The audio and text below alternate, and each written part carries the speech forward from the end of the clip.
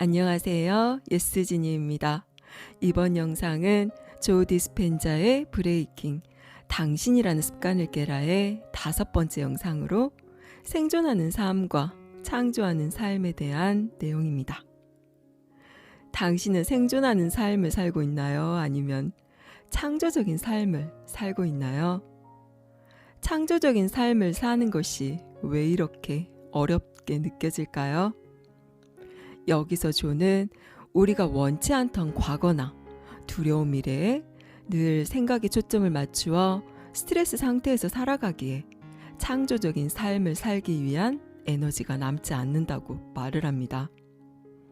건강에 집착하고 타인으로부터 자신을 방어하고 갚아야 할 대출금이나 공과금, 카드 대금 등의 생존을 위한 것들에 우리의 모든 에너지가 집중이 되어 있기에 우리는 창조자로서의 삶을 살기보다는 생존 모드의 삶에 익숙해져 있는 것입니다. 이런 생존 모드의 삶은 자신을 물질적이고 육체적인 존재로 한정짓게 되어 외부 환경과 물질에 집착하게 만듭니다. 내 외모, 내가 소유한 물건들, 내 지위, 내가 아는 사람들, 내가 가진 지식, 내 인기, 이런 것들로 자신의 정체성을 만들고 거기에 자신의 에너지를 온통 집중하게 됩니다.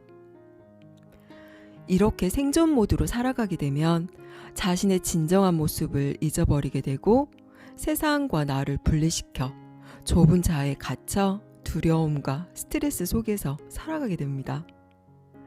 그럼 어떻게 하면 생존 모드에서 벗어나서 창조적인 삶을 살 수 있을까요? 조의 이야기를 들어보겠습니다. 내가 누군가가 되어 생존 모드로 살아가면 진정한 나의 모습을 잊어버린다. 우리는 점점 우주적 지성의 장에서 떨어져 나오며 분리감을 느끼게 된다. 스트레스 호르몬으로 충격을 받으며 살수록 더 많은 화학물질이 분비되고 그것이 나의 정체성이 된다. 만약 자신을 오직 물질적, 육체적 존재로만 여긴다면 우리는 육체적 감각으로 지각한 것만 자기라고 여기게 된다. 자신의 현실을 명확히 규정하기 위해 감각을 사용할수록 그 감각한 것으로 현실을 결정하게 될 것이며 따라서 과거의 경험을 바탕으로 미래를 예측하고자 노력하는 뉴턴주의자 사고방식에 빠지게 된다. 현실에 대한 뉴턴 모델의 모든 것은 결과를 예측하는 것이다. 이제 우리는 더 큰 어떤 것에 항복하기보다는 현실을 통제하기 위해 노력한다. 우리가 하는 것이라곤 단지 살아남기 위해 애쓰는 것뿐이다. 양자 모델에 따라 현실의 모든 것을 에너지로 정의한다면 왜 우리는 자신을 에너지 존재로 경험하기보다 물질적 존재로 경험하는 것일까? 생존 지향적인 감정은 낮은 주파수의 에너지 또는 낮은 에너지의 감정이라고 할 수 있다. 그것은 느린 파장에서 진동하며 따라서 우리를 물질적 상태로 머물게 한다. 우리는 더욱 무겁고 농밀해지며 형체를 띠게 된다. 에너지가 우리를 더욱 느리게 진동하게 만들기 때문이다. 말 그대로 몸은 에너지보다는 형체에, 마음보다는 물질에 더 가까워지는 것이다. 따라서 원시적 생존 모드를 억제하고 중독에서 벗어나면 에너지는 더 높은 주파수를 띠게 된다. 그러면 우리는 몸에 덜 묶이게 될 것이다. 몸이 마음이 되었을 때 우리는 에너지를 몸에서 양자장으로 해방시킬 수 있다.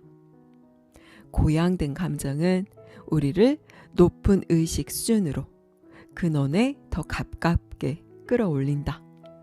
바로 그때 우리는 우주 지성과 더 연결됨을 느낄 수 있다.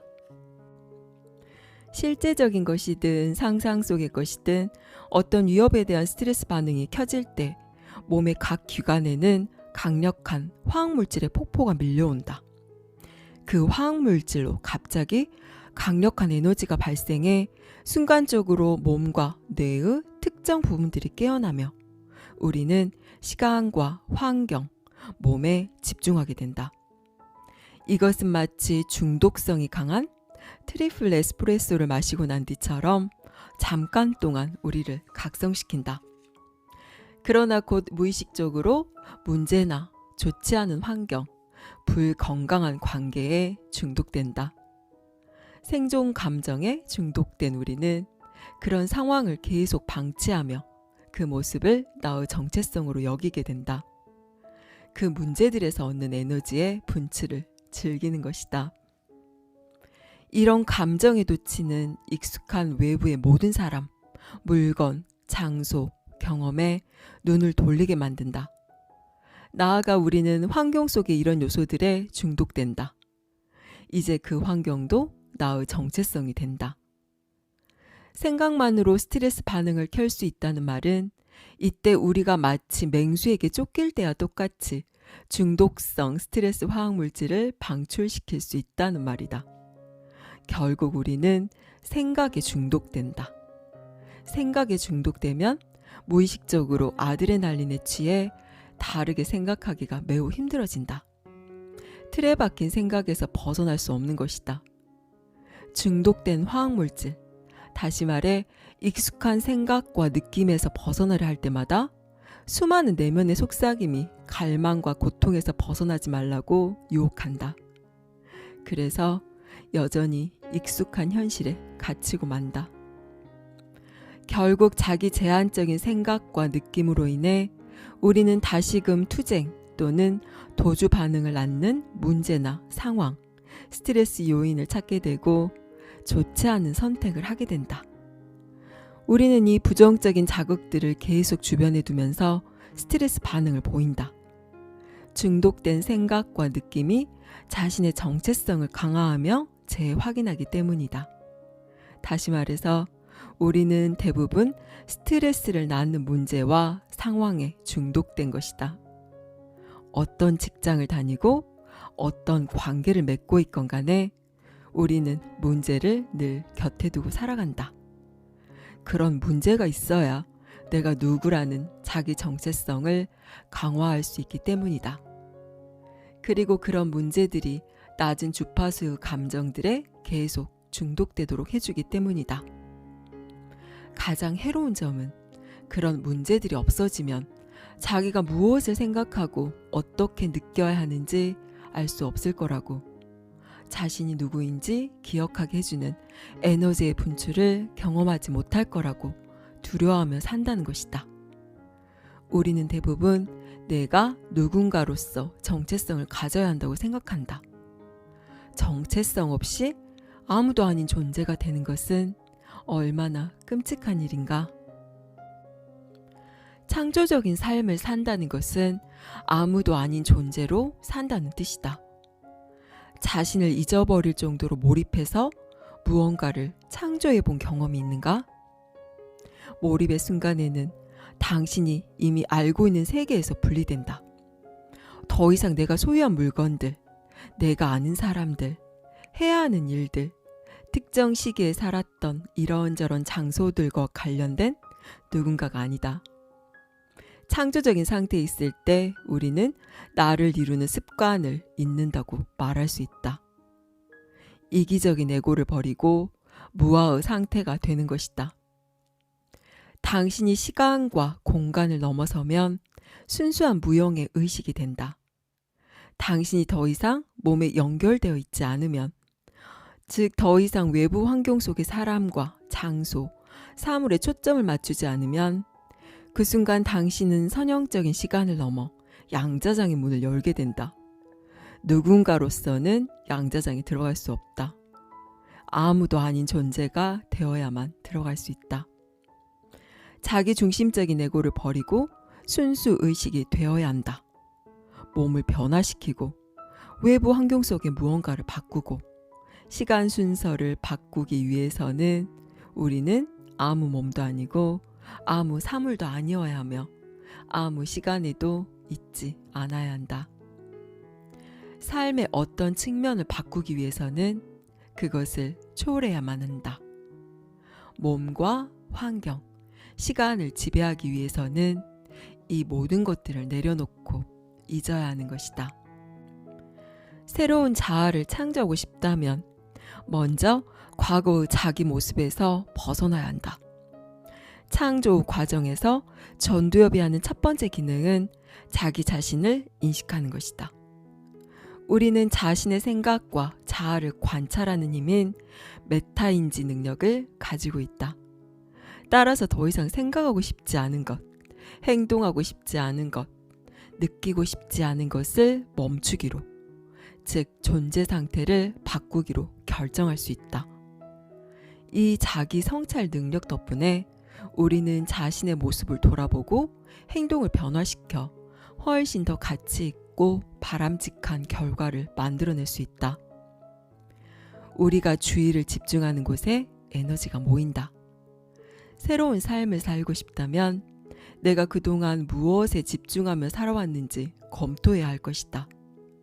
여기가 나를 알기 시작하는 자리이다. 나는 삶에 대해, 나 자신에 대해, 다른 사람들에 대해 내가 믿는 그것을 본다. 내가 무엇이고 어디에 있으며 누구라고 믿는 그것이 바로 나 자신이다.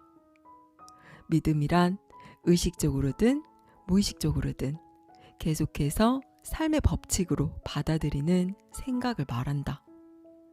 의식을 하든 안 하든 믿음은 계속해서 자신의 현실에 영향을 준다. 따라서 진정으로 새로운 개인적 현실을 원한다면 현재 자신의 성격을 샅샅이 관찰해 보아야 한다. 성격은 무의식의 차원에서 마치 자동 소프트웨어 프로그램처럼 작동하기 때문에 이전에는 알아차리지 못했던 마음속 요소들까지 살펴보지 않으면 안 된다. 성격이라는 것이 우리가 생각하고 행동하고 느끼는 방식들로 구성된다고 할 때 우리는 무의식적인 생각, 반사적인 행동, 자동적인 감정 반응을 주의 깊게 관찰해야 한다. 마음과 몸의 무의식적인 상태를 관찰하기 위해서는 의지와 의도를 갖고 명료하게 깨어 있어야 한다. 명료하게 깨어 있으면 주의력이 높아지고 그럴수록 더 의식적이 된다. 의식적이 될수록 더욱 잘 알아차리게 될 것이며 알아차리는 능력이 커지면 나와 타인을 또 자기 현실의 안과 밖에 있는 요소들을 관찰하는 능력이 더욱 커진다.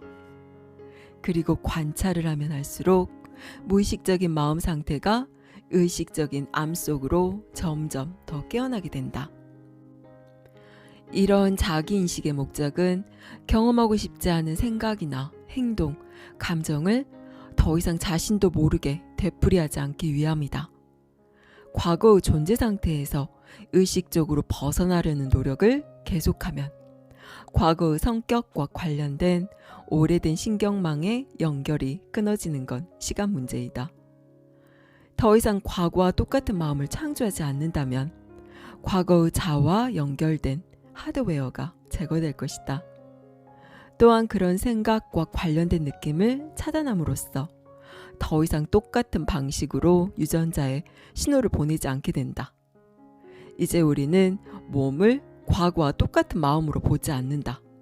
이 과정은 아주 간단하게 과거의 마음을 버리는 것으로 시작된다. 자신의 과거 자아의 모습을 알아차리는 능력이 커질수록 우리는 더 의식적인 존재가 된다. 여기에서 중요한 목적은 새로운 삶, 새로운 성격을 창조할 에너지를 풀어주기 위해 과거 자신에게 익숙한 자아를 버리는 것이다. 과거와 똑같은 성격으로 새로운 개인적 현실을 창조하는 것은 불가능하다. 다른 현실을 원한다면 다른 사람이 되어야 한다. 메타인지는 과거로부터 새로운 미래의 창조로 옮겨가기 위한 첫 번째 과제이다. 전두엽의 두 번째 기능은 새로운 마음을 창조하는 것이다. 즉 오랫동안 발화하면서 굳어진 뇌의 신경망에서 벗어나 새롭게 뇌 회로를 배열하는 것이다. 시간과 공간을 잊고 새로운 존재 방식에 몰입할 때 그때 비로소 전두엽이 창조 활동을 시작한다. 이때 우리는 새로운 가능성을 상상하며 내가 진정으로 원하는 것이 무엇인지, 어떤 모습으로 살기 원하는지, 무엇을 변화시키고 싶은지 등 중요한 질문을 던질 수 있다.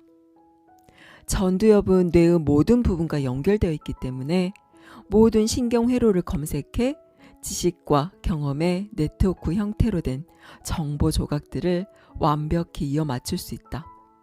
전두엽은 그 가운데 일부 신경회로들을 고른 뒤 다양한 방식으로 결합시켜 새로운 마음을 창조한다. 그 과정에서 전두엽은 일종의 모델 또는 내적인 표현을 창조해낸다. 당연히 더 많은 지식을 쌓을수록 신경망의 연결은 다양해진다. 또 더 복잡하고 세밀한 모형들을 꿈꿀 수 있게 된다. 창조 과정에서 전두엽의 세 번째 중요한 역할은 생각을 생생하게 만드는 것이다. 창조 상태에 있을 때 전두엽은 고도로 활성화되면서 뇌의 다른 회로들은 활동을 잠잠하게 만든다. 집중하고 있는 한 가지 생각만 처리하기 위해서이다. 전두엽은 뇌의 전 영역을 중재하는 최고 경영자이기 때문에 뇌의 모든 지형을 관찰할 수 있다. 따라서 감각 중추, 운동 중추, 연합 중추, 그리고 시간을 처리하는 회로의 볼륨을 낮춰 이들의 활동을 조용하게 만든다. 신경 활동이 잠잠해지면 감각의 입력을 처리할 마음이 사라지고 환경 속에서 움직임을 일으킬 마음이 사라지며 우리의 활동을 시간에 연결시킬 마음도 사라진다. 이때 우리는 아무 몸도 없고 아무것도 아니며 아무 시간도 없는 존재가 된다. 그 순간에 우리는 순수한 의식이 된다. 이처럼 감각, 운동, 시간, 자아 정체성을 담당하는 뇌의 영역들이 잠잠해져 에고도 없고 자아도 없는 상태가 곧 창조 상태이다. 창조 모드에 있을 때 전두엽은 모든 것을 통제한다. 그렇게 몰입한 상황에서는 생각이 곧 우리의 현실이 되고 경험이 된다. 그 순간 우리가 생각하는 것이 무엇이건 그것은 모두 전두엽이 처리한다. 전두엽은 뇌의 다른 영역의 볼륨을 낮추어 방해되는 모든 것들을 차단시킨다. 그 결과 내부 생각 세계가 외부 현실 세계만큼이나 생생하게 느껴진다. 이 생각들은 신경망에 기록되어 뇌 속에 하나의 경험으로 저장된다. 만약 창조 과정을 제대로 실행한다면 이 경험은 감정을 만들어낼 것이고 우리는 그 사건이 실제로 지금 막 일어난 것처럼 느끼게 될 것이다. 우리는 우리가 바라던 현실에서 경험할 생각과 느낌을 지금 경험한다. 우리는 이제 새로운 존재 상태에 있다. 이 순간에 우리는 몸을 새로운 마음에 연결시켜 잠재 의식 속의 프로그램을 다시 쓰고 있다. 여기까지 조 디스펜자의 브레이킹, 당신이라는 습관을 깨라였습니다. 생존 모드에서 창조 모드의 삶으로 옮겨가는 가장 핵심은 과거를 벗어나고 습관을 벗어나는 것입니다. 오래된 생각 패턴을 내려놓고 습관적인 감정 반응도 멈추고 무의식적인 행동을 그만두고 새로운 나의 존재 상태에서 생각하고 반응하고 행동하는 것입니다. 이것이 이루어지기 위해서는 먼저 알아차림이 되어야 합니다.